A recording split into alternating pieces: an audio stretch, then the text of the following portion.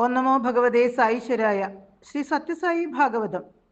ഈശ്വരന്റെ അമ്മ 1890 1972.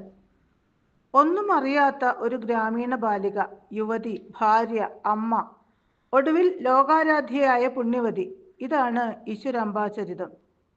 ഈശ്വരാംബ കൊച്ചു ഗ്രാമത്തിൽ വളർന്ന ശാലീനയായ ഒരു പാവം പെൺകുട്ടി. അവർ രത്നാകര കുടുംബത്തിലെ അംഗമായി, പിന്നീട് അമ്മയായി, അമ്മൂമ്മയായി. കാലം ഈശ്വരാംബയെ പിന്നീട് സായി കുടുംബത്തിലെ അമ്മയുമാക്കി. ആ വളർച്ച ദിവ്യവും കഠിനവും തപസ്സു നിറഞ്ഞതുമായിരുന്നു. 14-ാം വയസ്സിലായിരുന്നു വിവാഹം. ഭഗവാൻ ഒരിക്കൽ അരുളി, 4 തരം മക്കളാണ് ഭൂമിയിൽ ജനിക്കുക.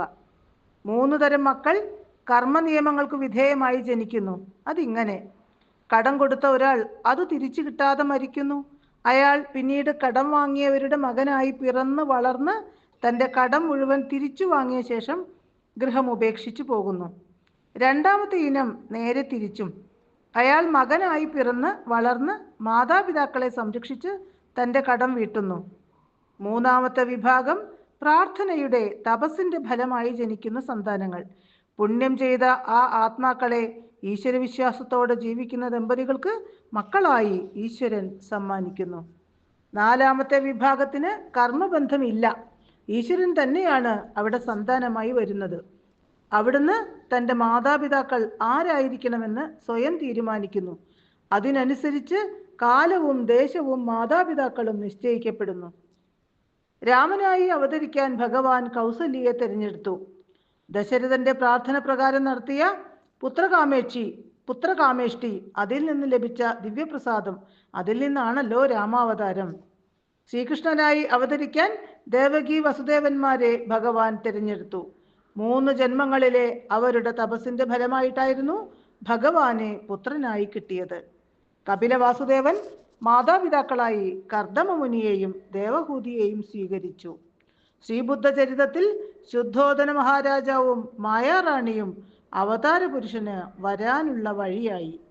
ശ്രീരാമകൃഷ്ണ ചരിതത്തിൽ ക്ഷുതിരാമനും ചന്ദ്രമണി ദേവിക്കും ഉണ്ടായ ദിവ്യദർശനം അവതാര രഹസ്യം വെളിപ്പെടുത്തുന്നു.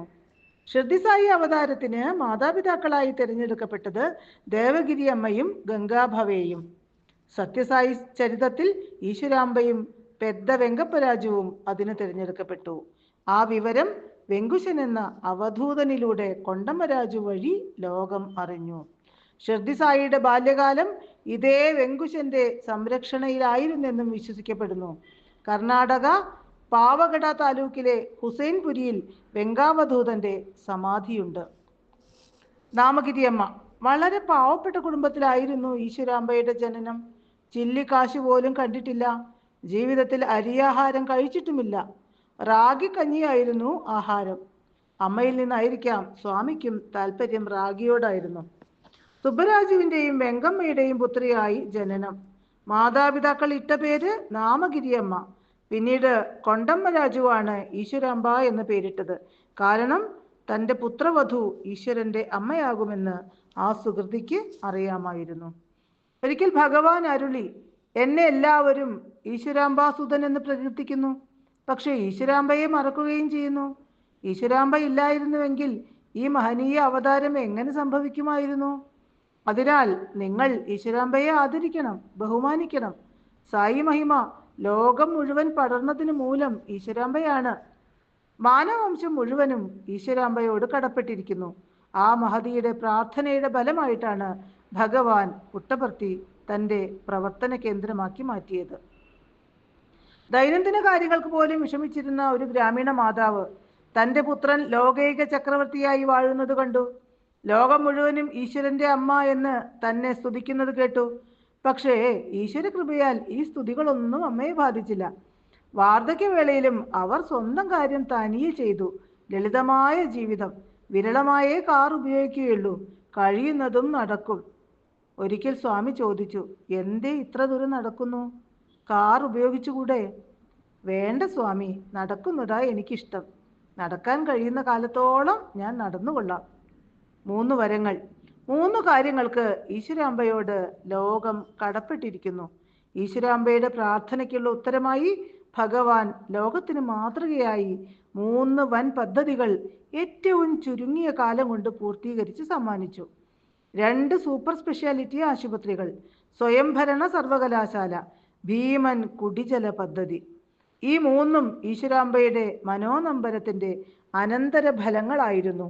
ഒരിക്കൽ ഈശ്വരാംബ ചിത്രാവതിയിൽ നിന്ന് കുടം നിറയെ വെള്ളമെടുത്ത് മടങ്ങുന്ന സമയം ഒരു പടുവൃദ്ധ പ്രാഞ്ചി വലിയൊരു കുടവുമായി വരുന്നത് അമ്മ കണ്ടു. നിറകുടവുമേന്തി വളരെ കഷ്ടപ്പെട്ട് ഏന്തി വലിഞ്ഞു നടക്കുന്ന വൃദ്ധയെ കണ്ട് ഈശ്വരാംബ വല്ലാതായി. അവർ അന്വേഷിച്ചു, അമ്മേ, ഇത് കൊണ്ടുപോകാൻ വലിയ വിഷമമല്ലേ? അതെ കുഞ്ഞെ, വൃദ്ധ കിതച്ചുകൊണ്ട് തുടർന്നു.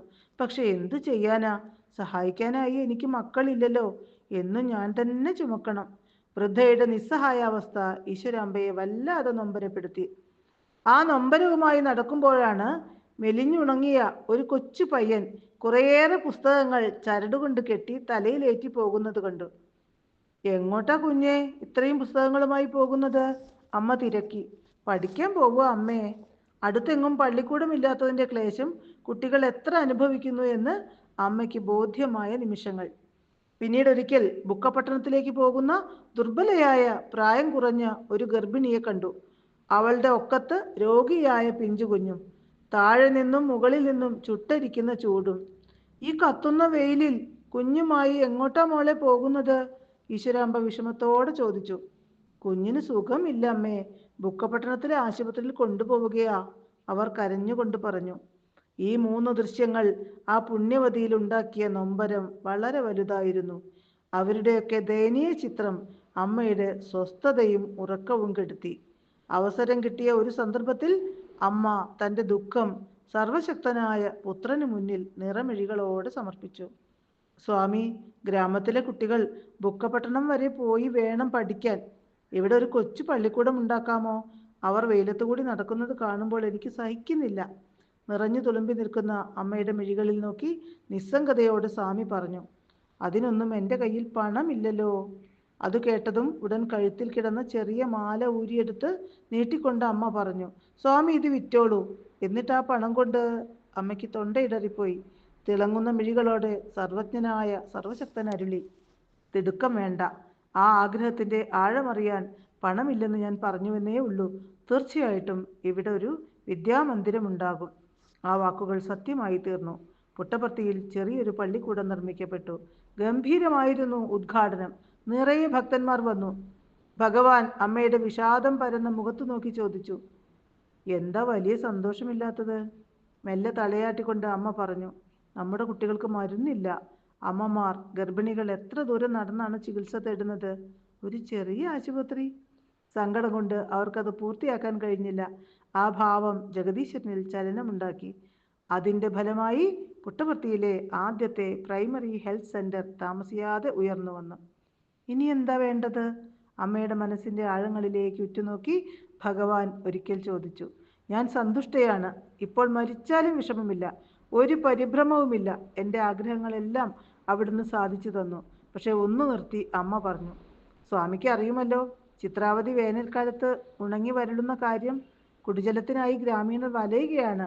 ഒരു കിണർ കുഴിപ്പിച്ചാൽ. ദൃഢനിശ്ചയത്തോടെ ഭഗവാൻ അരുളി, വിഷമിക്കണ്ട. ഇവിടെ മാത്രമല്ല, രായലസീമ പ്രദേശം മുഴുവൻ ജലം ലഭിക്കും. ഭാരത സർക്കാരിന് പോലും അരനൂറ്റാണ്ടിലേറെ പണിപ്പെട്ടിട്ടും കുടിജലം എത്തിക്കാൻ കഴിയാത്ത ഭീകരമായ വരൾച്ച ബാധിത പ്രദേശമാണ് രായലസീമ. ആ ദിവ്യജനനിയുടെ മനോനമ്പരം പിന്നീട് ലോകം കണ്ട ഏറ്റവും വലിയ കുടിജല പദ്ധതിയായി മാറി. ലോകം കണ്ട ഏറ്റവും വലിയ മുന്തിയ സൗജന്യ ചികിത്സാ കേന്ദ്രമായി 2 വൻ സൂപ്പർ സ്പെഷ്യാലിറ്റി ആശുപത്രികൾ ഉയർന്നു വന്നു. ലോകം കണ്ട ഏറ്റവും ഉത്തമമായ വിദ്യാഭ്യാസ പദ്ധതിക്കായി ഒരു സ്വയംഭരണ സർവകലാശാല പർത്തിയിൽ രൂപം കൊണ്ടു. ഈ 3 വൻ പദ്ധതികൾ ഒരു ഭക്തയുടെ ഹൃദയ നൈർമല്യത്തിന് എത്രമാത്രം നേടാനാകുമെന്ന് വിളിച്ചോതി തല ഉയർത്തി നിൽക്കുന്നു. അതോടൊപ്പം അവതാര പുരുഷന്റെ അചിന്ത്യമായ വൈഭവത്തെയും വെളിപ്പെടുത്തുന്നു. വരും തലമുറകൾക്ക് ഭക്തന്റെയും ഭഗവാന്റെയും മഹിമ ഈ സ്ഥാപനങ്ങൾ പറഞ്ഞു കൊടുക്കും. തീർത്തും സൗജന്യമായി അർഹിക്കുന്നവർക്ക് ഇന്നും സേവനം നൽകി ഈ 3 വൻ പദ്ധതികൾ സായി മഹിമ നമ്മെ അറിയിക്കുകയാണ്. നമ്മോടുകൂടി ലീലയാടിയ ആ പ്രതിഭാസത്തെ വെളിപ്പെടുത്തുകയാണ്. ഈശ്വരാംബയുടെ പ്രേമപൂർണമായ ഹൃദയത്തെ കാണിച്ചു തരികയാണ്. ഓം തത് സത്ത്.